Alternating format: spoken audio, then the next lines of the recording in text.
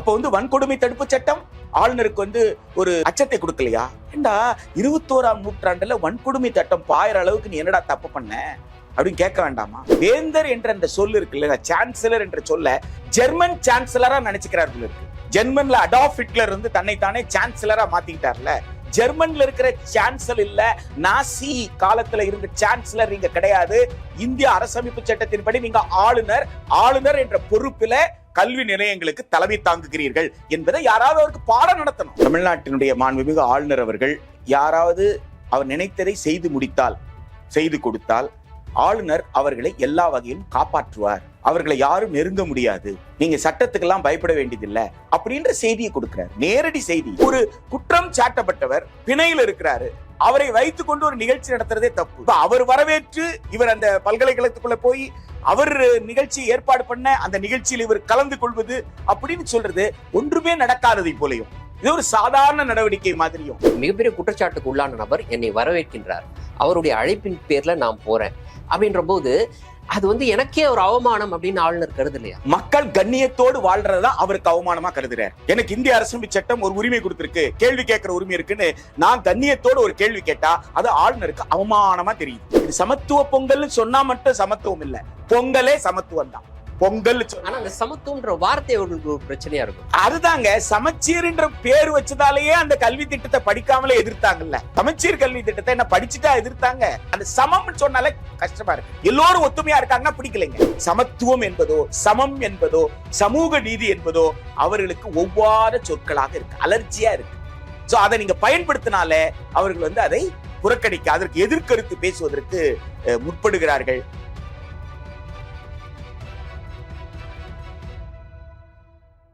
வணக்கம், இது அரண்சை. நான் ஹசீஃப். என்று நம்மோடு பொதுப்பள்ளிக்கான மாநில மேடை அமைப்பின் பொதுச் செயலாளர் பிரின்ஸ் கஜேந்திர பாபு இணைந்திருக்கின்றார். அவரை வரவேற்போம். வணக்கம். வணக்கம். பெரியார் பல்கலைக்கழகத்தினுடைய துணைவேந்தர் ஜெகநாதன் அவர் மீது இருக்கக்கூடிய வழக்கு என்னன்னு பாத்தீங்கன்னா SC/ST வழக்கு, வன்கொடுமை தடுப்பு சட்டம், மோசடி உட்பட கிட்டத்தட்ட 8 பிரிவின் கீழே வழக்கு இருக்கு. கைது செய்யப்பட்டு பிணையில் இருக்கிறார்.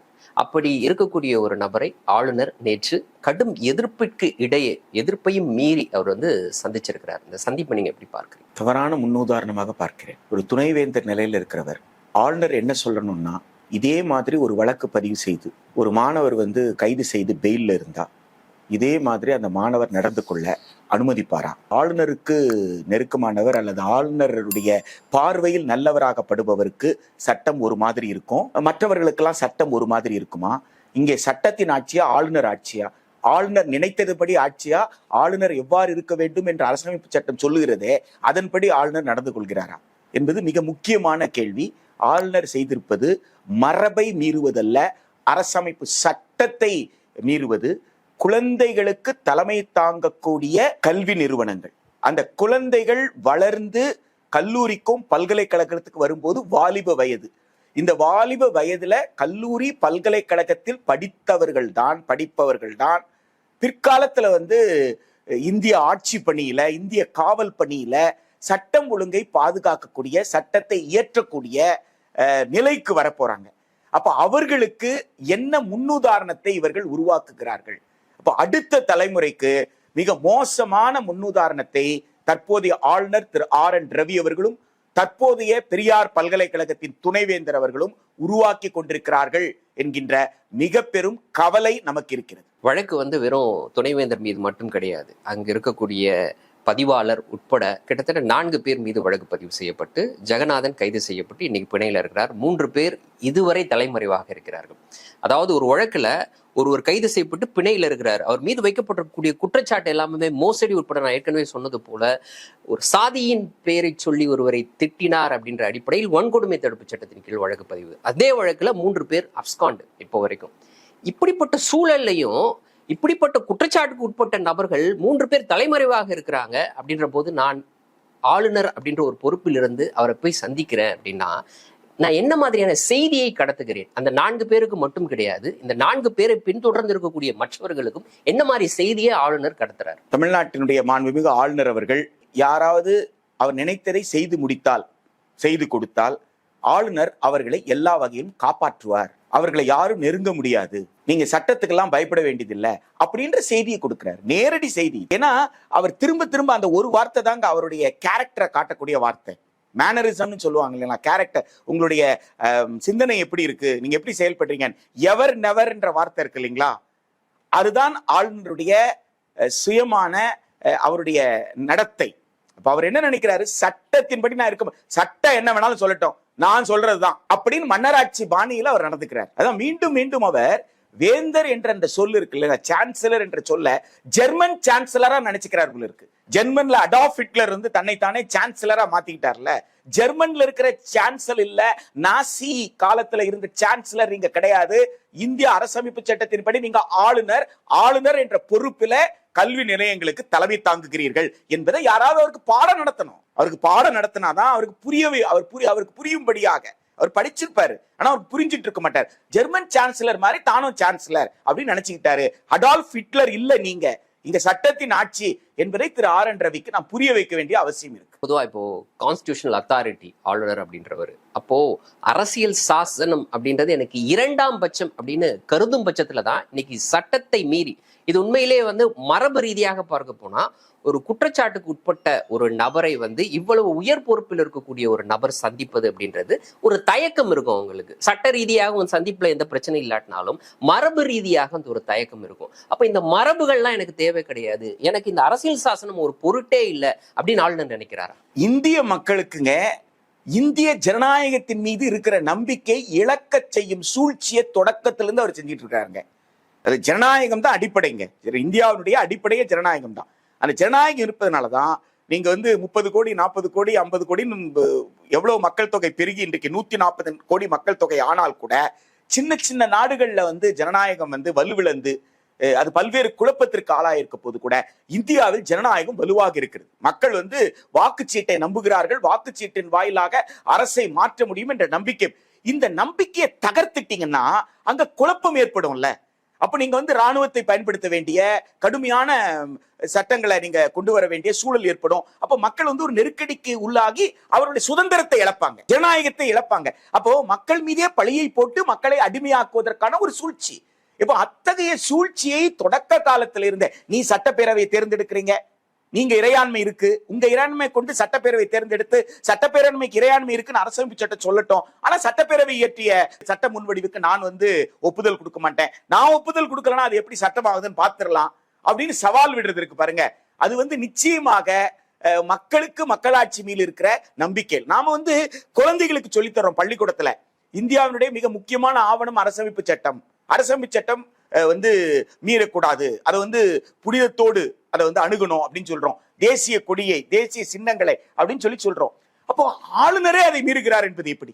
ஒரு குற்றம் சாட்டப்பட்டவர் பிணையில் இருக்கிறாரு, அவரை வைத்துக் கொண்டு ஒரு நிகழ்ச்சி நடத்துறதே தப்பு. அவர் வரவேற்று இவர் அந்த பல்கலைக்கழகத்துக்குள்ள போய் அவர் நிகழ்ச்சி ஏற்பாடு பண்ண அந்த நிகழ்ச்சியில் இவர் கலந்து கொள்வது அப்படின்னு சொல்றது ஒன்றுமே நடக்காததை போலையும், இது ஒரு சாதாரண நடவடிக்கை மாதிரியும் இல்ல. ஆளுநர் அதை வந்து ஒரு அவமானமாக கருதலையா? ஏன்னா ஒரு மிகப்பெரிய குற்றச்சாட்டுக்கு உள்ளான நபர் என்னை வரவேற்கின்றார், அவருடைய அழைப்பின் பேர்ல நான் போறேன் அப்படின்ற போது அது வந்து எனக்கே ஒரு அவமானம் அப்படின்னு ஆளுநர் கருதலையா? மக்கள் கண்ணியத்தோடு வாழ்றதுதான் அவருக்கு அவமானமா கருதுறார். எனக்கு இந்திய அரசமைப்பு சட்டம் ஒரு உரிமை கொடுத்திருக்கு, கேள்வி கேட்கிற உரிமை இருக்குன்னு நான் கண்ணியத்தோடு ஒரு கேள்வி கேட்டா அது ஆளுநருக்கு அவமானமா தெரியுது. நான் ஆளுநர் முன்னாடி கை கட்டிட்டு, ஆளுநரே நீங்க என்ன சொல்றீங்களோ அதெல்லாம் நான் செய்யறேன், வேந்தரே சொல்லுங்க நான் துணைவேந்தர், நீங்க சொல்றதெல்லாம் செய்யறேன், வேந்தரே நான் பதிவாளர், தங்கள் ஆணைக்கு கட்டுப்பட தயாராக இருக்கிறேன் அப்படின்னு சொன்னா நீங்க என்ன தப்பு செஞ்ச, நான் என்ன தப்பு செஞ்சாலும் ஆளுநருக்கு தெரியவே தெரியாது. நான் நல்லவன், நான் சட்டத்தின் பார்வையில் தான் கெட்டவன், சட்டம் தான் என்ன சந்தேக கண்ணா பாக்குது, சட்டம் என்ன விசாரிக்குது, ஆனா ஆளுநர் என்ன விசாரிக்க மாட்டார்.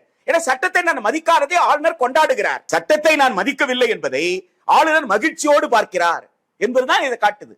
அப்போ பெரியார் பல்கலைக்கழகம் மட்டுமல்ல, தமிழ்நாட்டில் இருக்கிற அத்தனை பல்கலைக்கழக மாணவர்களுக்கும் என்ன செய்தியை ஆளுநர் கொடுக்கிறார், அதுதானே கவலை. அப்போ ஆளுநர் சட்டத்தை மீறுகிறார், குற்றம் சுமத்தப்பட்டு பிணையில இருக்கக்கூடிய ஒரு நபர்கிட்ட போயிட்டு அவர் பேசுறாரு அப்படின்னு சொல்லுவது ஒரு ஆளுநர் செய்யக்கூடிய காரியம் கிடையாது. உங்களுக்கு ஆளுநர் பொறுப்பே இதுவரை இந்தியாவில எந்த பகுதியில் எடுத்துக்கிட்டாலும் இதுகாலம் வரை, இப்பதான் மாறுது, சமீப காலமாக அது மாறுது, இதுகாலம் வரை அது மிக உயர்ந்த பொறுப்பாக, மிக கண்ணியத்திற்குரிய பொறுப்பாக, அவர்களுக்கு அரசு மீது ஏதாவது சந்தேகங்கள் அல்லது அரசின் செயல்பாட்டில் அவங்களுக்கு திருப்தி இல்லைன்னு சொன்னா கூட அதை ஒரு கண்ணியத்தோடு அணுகினார். அரசின் வழிநடத்தக்கூடியவர்களாக இருந்தாங்க, லீடர்ஸா இருந்தாங்க, அரசோட முரண்படக்கூடியவர்களாக இல்ல. என் கீழ் இருக்கும் அரசு முரண்பட்டாலும் கூட ஒரு மரபுக்குட்பட்ட அரசமைப்பு சட்டத்தில் முரண்படுவதற்கான வாய்ப்பு கொடுத்திருக்கேன். ஆளுநருக்கு விருப்பம் இல்லை, ஆளுநர் சந்தேகப்படுகிறார், ஆளுநருக்கு கூடுதலாக தகவல் தேவைப்படுதுன்னா அதையெல்லாம் கொடுக்கிற பொறுப்பு முதலமைச்சருக்கு இருக்குன்னு தானே அரசமைப்பு சட்டமே சொல்லி இருக்கு. எனவே அந்த சட்டத்தை பயன்படுத்தி அந்த மரபுப்படி பார்த்தார்களே தவிர மக்கள் முன்னாடி, ஊடகத்தின் முன்னாடி எனக்கும் அரசுக்கும் ஒரு மோதல் இருக்கிறது, நான் சொல்லுவதுதான் சரி, அரசு செய்வது தவறு என்கின்ற பிம்பத்தை எல்லாம் அவர்கள் கட்டமைக்கவே இல்லை. ஆனா இவர் அனைத்து மரபுகளையும் மீறுகிறார். ஒரு ஆளுநராக தான் ஒரு பொறுப்புமிக்க ஒரு மாநிலத்தின் தலைவராக நடந்து கொள்ளாமல் மக்களை எந்த அளவிற்கு பலவீனப்படுத்த முடியுமோ அந்த அளவிற்கு பலவீனப்படுத்தக்கூடிய வேலையை அவர் செய்கிறார். சரி, இப்போ செந்தில் பாலாஜி மீது இப்படிப்பட்ட ஒரு குற்றச்சாட்டு தான் அவர் சிறையில் இருக்கிறாரு. செந்தில் பாலாஜி அமைச்சர் பொறுப்பில் நீடிக்க தகுதியற்றவர், அவரை உடனடியாக அமைச்சர் பொறுப்புல இருந்து நீக்க வேண்டும் அப்படின்று பாஜகவினர், மற்ற பாஜக ஆதரவாளர்கள் எல்லாருமே குரல் எழுப்பினாங்க, ஆளுநர் உட்பட. அதே போன்ற குற்றச்சாட்டுக்கு உட்லான ஜெகநாதன் அப்படின்ற ஒரு வைஸ் சான்சலர், துணைவேந்தர், அவர் எதை பயன்படுத்தி முறைகேட்டில் ஈடுபட்டார் அப்படின்னா, அந்த பெரியார் பல்கலைக்கழகத்தினுடைய பெயரை பயன்படுத்தினார், அதுல இருக்கக்கூடிய இன்ஃப்ராஸ்ட்ரக்சரை பயன்படுத்தினார் அப்படின்றத அவர் மீது இருக்கக்கூடிய குற்றச்சாட்டு. அப்படி குற்றச்சாட்டுக்கு உள்ளான நபர் தொடர்ந்து வைஸ் சான்சலரா நீடிக்கிறாரு, அவரை இவர் போய் பாக்குறாரு. இந்த வேறுபாட்டை எப்படி பார்க்கறீங்க? திரு அண்ணாமலை அவர்கள் முதல்ல என்ன கேள்வி கேட்கணும்னா, நீங்க அமைச்சர் பொறுப்புல இருந்து நீக்குங்கன்னு நீங்க சொல்றீங்க, எங்க கட்சி அதை ஆதரிக்குது, உங்களுக்காக குரல் கொடுக்குது. துணைவேந்தர் பொறுப்புல இருந்து நீக்குங்கன்னு நீங்க ஏன் சொல்லல? இல்ல துணைவேந்தர் பொறுப்புல இருந்து நீங்க தானே நியமன கடிதத்தை நீங்க தானே கொடுத்தீங்க, நீங்க தான் கையெழுத்து போட்டு கொடுத்தீங்க, அப்போ ராஜினாமா செய்யுங்கன்னா அவங்க அறிவுறுத்தி இருக்கலாம்ல.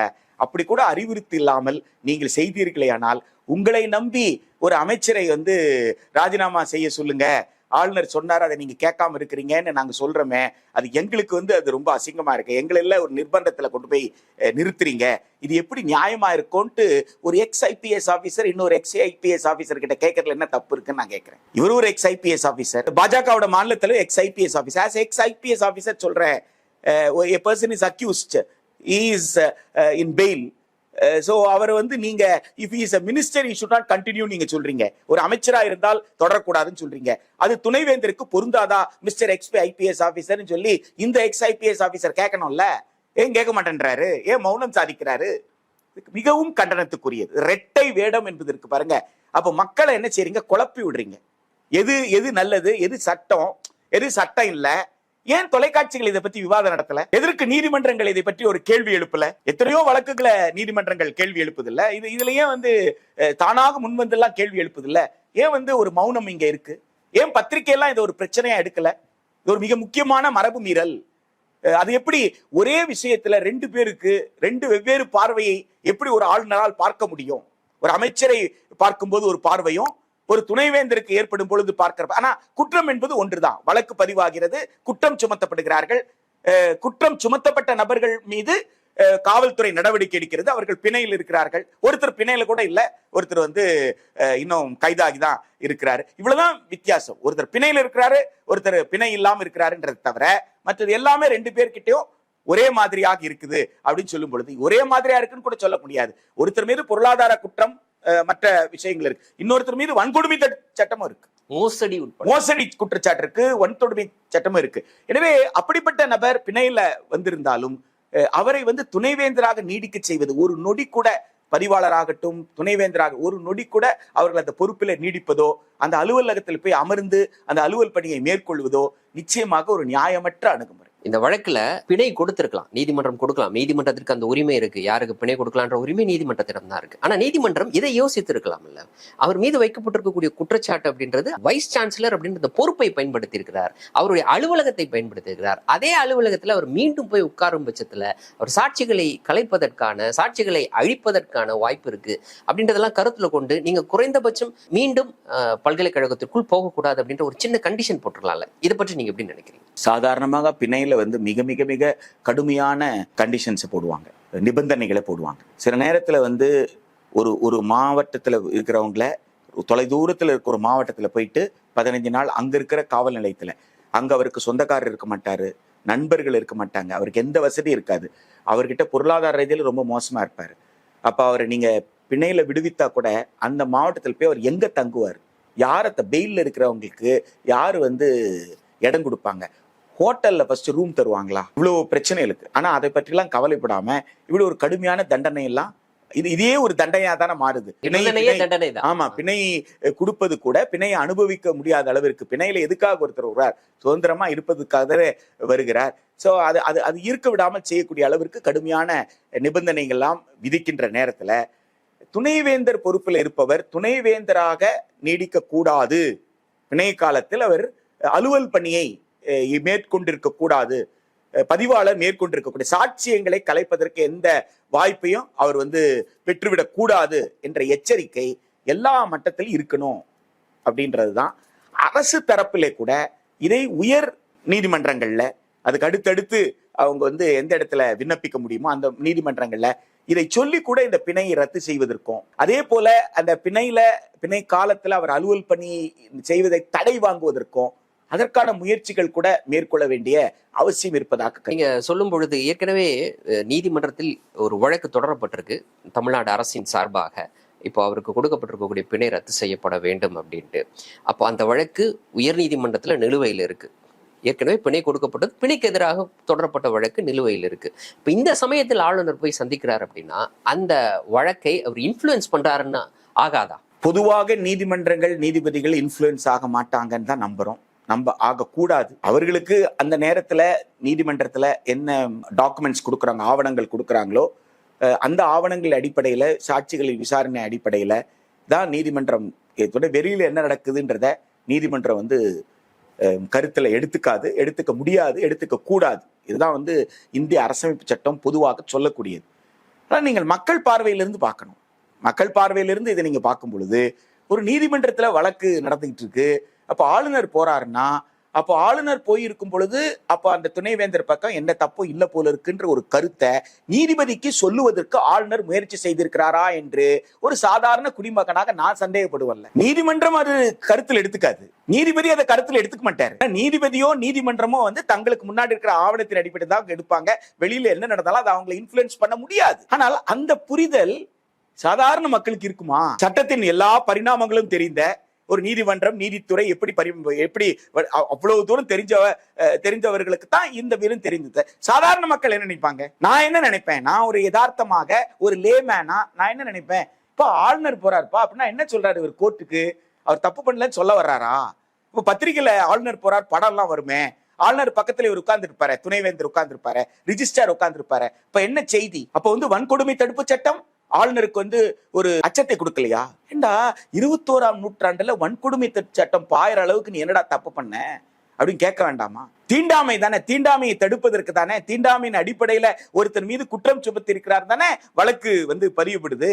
அப்போ ஒரு துணைவேந்தரா இருந்துகிட்டு இப்படிப்பட்ட ஒரு வழக்குக்கு நீங்க உங்களை ஆளாக்கிக்கிட்டது தப்புங்க. அது சரிப்படுத்திட்டு வந்துருங்க. அது செய்யல நிரூபிச்சுட்டு வந்துருங்க.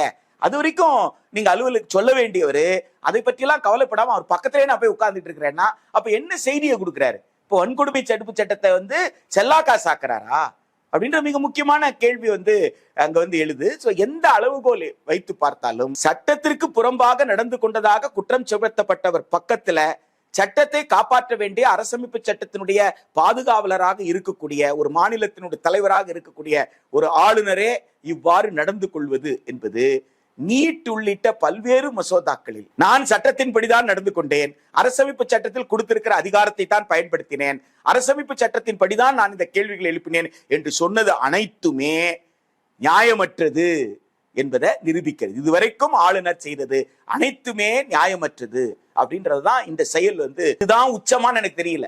இது உச்சம்னு சொல்லணும்னு நினைக்கிறேன். ஆனா இதோட நிறுத்திக்க போறாரா? இதை விட இன்னும் வேற ஏதாவது இன்னும் மோசமான செயல்களில் அவர் ஈடுபட போறாரா என்பதை நாம் பொறுத்திருந்து தான் பார்க்கணும். தமிழ்நாட்டை பொறுத்த வரைக்கும் தமிழர் திருநாளை ஒட்டி கல்வி நிறுவனங்கள் மற்றும் வணிக நிறுவனங்கள் எல்லாத்துலேயுமே வந்து சமத்துவ பொங்கல் கொண்டாடுவது அப்படின்றது வழக்கமான ஒரு விஷயம். அந்த வகையில் பெரியார் பல்கலைக்கழகத்திலும் ஆண்டுதோறும் வந்து இந்த சமத்துவ பொங்கல் கொண்டாடப்பட்டு வந்திருக்கின்றது. ஆனால் இந்த முறை சமத்துவ பொங்கல் ரத்து செய்யப்பட்டிருக்கு. அதுக்கு பதிலாக விவேகானந்தரனுடைய பிறந்த நாள் ஒரு இளைஞர் தினமாக அனுசரிக்கப்படும் அப்படின்னு வைஸ் சான்சலர், அதாவது துணைவேந்தர் ஜெகநாதன் அறிவிச்சிருக்கிறாரு. இதை நீங்க எப்படி பார்க்குறீங்க? விவேகானந்தருடைய பிறந்த நாளை வந்து நீங்க இளைஞர்கள் தினமாக கொண்டாடலாம், விவேகானந்தரை கொண்டாடலாம். ஏனென்றால் சமயங்களை கடந்து நின்றவர், மக்களை ஒற்றுமைப்படுத்த நினைத்தவர். ஒரு சமயத்தில் இருக்கிற நல்ல விஷயங்களை மற்ற சமயத்தில் இருக்கிறவங்க எல்லாம் புரிந்து கொள்ளணும், புரிந்து கொண்டு எல்லோருமே பக்குவப்படணும்னு சொன்னவர். எனவே விவேகானந்தருடைய பிறந்த நாளை கொண்டாடுவதில், அவருடைய பிறந்த நாளை இளைஞர் நாளாக கொண்டாடுறதில்ல, அதை கல்லூரி பல்கலைக்கழகம் கொண்டாடுறதெல்லாம் ஒரு பிரச்சனையே கிடையாது. தாராளமாக கொண்டாடலாம், எல்லாரும் கொண்டாடுறாங்க. இன்னைக்கு நேற்றல்ல, எப்பவும் கொண்டாடுற விஷயம்தான். திடீர்னு இப்போதான் ஏதோ விவேகானந்தரை இவங்க தூக்கி பிடிக்கிறாங்க அப்படிலாம் ஒன்றும் கிடையாது. விவேகானந்தரை எந்த அளவிற்கு ஏற்றுக்கொள்ள முடியுமோ, விவேகானந்தர் சொன்னதில் எந்த அளவிற்கு மக்களை ஒற்றுமைப்படுத்தக்கூடிய விஷயங்கள் இருந்ததோ அந்த அளவுக்கு விவேகானந்தரை மக்கள் கொண்டாடி கொண்டுதான் இருக்கிறார்கள், இன்னும் கொண்டாடுவார்கள். ஆனால் தமிழர் திருநாள் பொங்கலுக்கும் விவேகானந்தர் பிறந்த நாளுக்கு என்ன முரண்பாடுன்னு எனக்கு தெரியல. இப்போ ஒரு தமிழர் திருநாளை ஒரு பல்கலைக்கழகம் தன்னுடைய கடைசி வேலை நாட்களாக, அந்த பொங்கலுக்கு முன்னாடி இருக்கக்கூடிய கடைசி வேலை நாள், எனவே அந்த வேலை நாட்டில் கொண்டாடு, அந்த நாள் அது இன்னும் மகிழ்ச்சியால கொண்டாடணும். அது விவேகானந்தர் படத்தை கூட வச்சே கொண்டாடலாமே. இளைஞர் திருநாளையும் பொங்கல் திருநாளையும் சேர்த்து இளைஞர்களுக்கான சமத்துவ பொங்கல் சொல்லலாமே.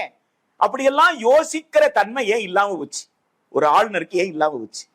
ரெண்டாவது, இந்த பொங்கல்னு சொல்லப்படுறது ஒரு அறுவடை திருநாள். கேரளால அறுவடை நடக்கலையா? பீகார்ல அறுவடை நடக்கலையா? உங்களுக்கு உலகம் முழுக்க ஆப்பிரிக்கால அறுவடை நடக்கலையா? ஐரோப்பால அறுவடை எங்கெல்லாம் நடக்குதோ அங்கெல்லாம் அறுவடை திருநாள் கொண்டாடுறாங்க. அப்போ இது தமிழர்களுடைய திருநாள் ஏன் சொல்றோம்னா, தை 1 தமிழர்களுடைய வருட பிறப்பு, தமிழருடைய புத்தாண்டுன்னு சொன்னா தை 1 தான். வள்ளுவரை வைத்துத்தான் நமக்கு ஆண்டு. எனவே வள்ளுவரை வைத்து தை. அப்போ பல்கலைக்கழகத்துல, கல்லூரிகள்ல, எல்லா இடத்துலயும், பள்ளிகள் உட்பட எல்லா இடத்துலயும் குழந்தைங்க அன்னைக்கு வீட்டுல இருந்து அரிசி கொண்டு வருவாங்க, வீட்டுல இருந்து பருப்பு கொண்டு வருவாங்க. பல்வேறு சமய நம்பிக்கை கொண்டவர்கள் அவங்க வீட்டுல பொங்கல் கொண்டாட மாட்டாங்க. ஆனா பல்வேறு சமயம் நம்பிக்கை கொண்டவர்கள் ஒவ்வொருத்தர் வீட்டுல இருந்து பொங்கல் செய்யறதுக்கு தேவையான பொருட்களை கொண்டு வருவது, எல்லோரும் ஒரு பானையை வைப்பது, கல்லூரியை அலங்கரிக்கிறது, சந்தோஷமா இருக்கு, நம்மெல்லாம் ஒண்ணுடா அப்படின்னு சொல்ற ஒரு நிகழ்ச்சியாக மாத்துறது தான் இந்த தை திருநாள், பொங்கல் திருநாள் கொண்டாட்டங்கள். இது சமத்துவ பொங்கல்னு சொன்னா மட்டும் சமத்துவம் இல்ல, பொங்கலே சமத்துவம் தான். பொங்கல் ஆனா அந்த சமத்துவம்ன்ற வார்த்தை அவர்களுக்கு ஒரு பிரச்சனையா இருக்கும். அதுதாங்க, சமச்சீர் என்ற பேர் வச்சதாலேயே அந்த கல்வி திட்டத்தை படிக்காமலே எதிர்த்தாங்கல்ல. சமச்சீர் கல்வி திட்டத்தை என்ன படிச்சுட்டா எதிர்த்தாங்க? அந்த சமம் சொன்னாலே கஷ்டமா இருக்கு. எல்லோரும் ஒத்துமையா இருக்காங்கன்னா பிடிக்கலைங்க. அது எப்படி ஒரு இஸ்லாமியன் பொங்கல்ல கலந்துக்கலாம்? அது எப்படி ஒரு கிறிஸ்துவ பொங்கல்ல கலந்துக்கலாம்? அது எப்படி ஒரு பௌத்தன் கலந்துக்கலாம்? சமணர் கலந்துக்கலாம்? இப்படியாக ஒரு ஜொராஸ்ட்ரியன் எப்படி கலந்துக்கிறது? அவன் விரும்பி கலந்துக்கிறான். உனக்கு என்ன கஷ்டம்? எல்லோரும் ஒண்ணுமே ஒத்துமையா இருக்கல, உனக்கு என்ன கஷ்டம்? அப்போ சமத்துவம் என்பதோ, சமம் என்பதோ, சமூக நீதி என்பதோ அவர்களுக்கு ஒவ்வாத சொற்களாக இருக்கு, அலர்ஜியா இருக்கு. சோ அதை நீங்க பயன்படுத்தினாலே அவர்கள் அதை புறக்கணிக்க, அதற்கு எதிர்கருத்து பேசுவதற்கு முற்படுகிறார்கள். இன்றைக்கு தமிழ்நாட்டிற்கு ரொம்ப தேவை என்னன்னா, மக்கள் மத்தியில எல்லோரும் ஒற்றுமையாக இருக்கிறோம் அப்படின்ற செய்தியை எல்லோரும் சொல்ல வேண்டியது இருக்கு. அப்போ ஒரு சின்ன குழு பிரச்சனையை கலப்புதுன்னா அது ஒரு சின்ன குழு செய்யற வேலை. ஆனா தமிழர்கள் ஒட்டுமொத்த சமூகம்லாம் அப்படி கிடையாது. ஒட்டுமொத்த சமூகமும் ஏற்றத்தாழ்வுகள் இல்லாம, பாகுபாடு இல்லாம எல்லோரும் சேர்ந்து சமைக்கிறாங்க. தமிழ்நாட்டுல எத்தனை 1000 பள்ளிகள் இருக்கு, ஏதோ ஒரு பள்ளியில தான் சத்துணவு ஊழியருக்கு பிரச்சனை. எனவே அந்த பள்ளியில் அந்த சத்துணவு ஊழியருக்கு ஏற்பட்ட அந்த பிரச்சனை என்பது தமிழ்நாட்டின் பிரச்சனை அல்ல. தமிழ்நாடு அந்த பிரச்சனை நிராகரிக்கிறது. நாங்கெல்லாம் ஒத்துமையா இருக்கோம், இங்க பாரு யார் சமைக்கிறதுன்ட்டு அப்படின்னு காட்டுற இடம் சமத்துவ பொங்கல். அதை காட்ட வேண்டிய பொறுப்பு ஆளுநருக்கு இருக்கு. அதை செய்ய தவறி இருக்கிறார் நினைக்கிறேன். ஒரு இடத்துல ஒரு பட்டியலினத்தை சார்ந்த ஒருவர் சமைக்கிறார், அவர் சமைத்ததை பிள்ளைகளுக்கு கொடுக்க கூடாதுன்னு பெற்றோர்கள் பிரச்சனை பண்ணியிருக்காங்க. அந்த இடத்துல நான் சொல்றேன், இந்த இடத்துல யார் சமைப்பாங்கன்னா பட்டியல் சமூகத்தை சார்ந்தவர்கள் சமைப்பார்கள். அவர்களோடு யாரெல்லாம் சமைப்பாங்க? பெரியார் பல்கலைக்கழகத்துல ஆளுநர் கலந்துகிட்ட நிகழ்ச்சியில யாரெல்லாம் சமைச்சிருக்காங்கன்னா பிற்படுத்தப்பட்டவர், மிகவும் பிற்படுத்தப்பட்டவர். நீங்க எத்தனை பட்டியல் வச்சிருக்கீங்களோ அவ்வளவு பட்டியல் இருக்கக்கூடிய அனைவருமே ஒன்றாக சேர்த்து பொங்கல் தயார் செய்தார்கள். அந்த பொங்கலை ஆளுநர் உள்ளிட்ட எல்லோரும் ஒன்னா உட்கார்ந்து சாப்பிட்டாங்க என்ற செய்தியை சொல்ல தவறியது தன் பொறுப்பில் இருந்து தான் தவறிவிட்டோம் என்ற குற்ற உணர்வு ஆளுநருக்கு வேண்டாமான்னு நான் கேட்கிறேன். இது வெறும் பொங்கலா? வெறும் பொங்கல் சம்பந்தப்பட்டதல்ல. தமிழ்நாட்டில் இருக்கிற மிகப்பெரிய ஒரு பிரச்சனை ஒரு பள்ளியில தொடங்கி இருக்கு. அது தொடங்கினா அந்த இடத்துக்கு ரொம்ப நெருக்கமா தான் இந்த பல்கலைக்கழகமும் இருக்குன்னு சொல்லும் பொழுது அந்த பகுதிக்கே இந்த செய்தியை சொல்ல வேண்டிய ஒரு ஆளுநர் அந்த பொறுப்பிலிருந்து ஏன் தவறினார்? எனவே இது ஒரு முன்னுதாரணம் அப்படின்னு சொன்னீங்கன்னா ஒரு தவறான முன்னுதாரணம். இந்த தவறான முன்னுதாரணத்தை இனிமேல் யாரும் பின்பற்றக்கூடாது. பொங்கலுக்கு முந்திய நாள் தமிழர்களுடைய உணர்வு சம்பந்தப்பட்ட நாள். பொங்கலுக்கு முந்தி இருக்கக்கூடிய கடைசி வேலை நாள் எல்லோரும் சேர்ந்து, எல்லா மாணவர்களும், எல்லா இளைஞர்களும், ஆசிரியரும், மாணவரும், பெற்றோரும் இணைந்து கொண்டாடக்கூடிய அந்த பொங்கலை சமத்துவ பொங்கலாக பெயரிட்டு அழைக்கிறார்கள் என்றால் அதை இன்னும் சிறப்பாக கொண்டாடுவதற்குத்தான் நாம் முயற்சி செய்ய வேண்டுமே தவிர அதை புறக்கணிப்பது என்பது நிச்சயமாக தமிழர்களை அவமானப்படுத்துவதாகத்தான் நாம் கொள்ள வேண்டும். இன்றைய தினம் எங்களோடு இணைந்து உங்களுடைய கருத்துக்களை பகிர்ந்து கொண்டமைக்கு மிக்க நன்றி. மீண்டும் ஒரு நேர்காணலில் சந்திப்போம். நன்றி நண்பர்களே. அரண்சை நண்பர்களுக்கு வணக்கம். அரண்சை ஊடகம் சுயேட்சையாக இயங்குவதற்காகவே உருவாக்கப்பட்டது. நாம் செய்கிற வேலை உண்மையிலேயே மக்களுக்காக செய்கிறோம் என்பதை நீங்கள் நம்பினால், வாய்ப்பு இருந்தால் இந்த ரேசர் பே QR கோடுக்குள்ளே நீங்கள் அதை ஸ்கேன் பண்ணி எங்களுக்கு உங்களால் இயன்றதை, விருப்பம் இருந்தால் ஆதரவு தெரிவிக்கலாம்.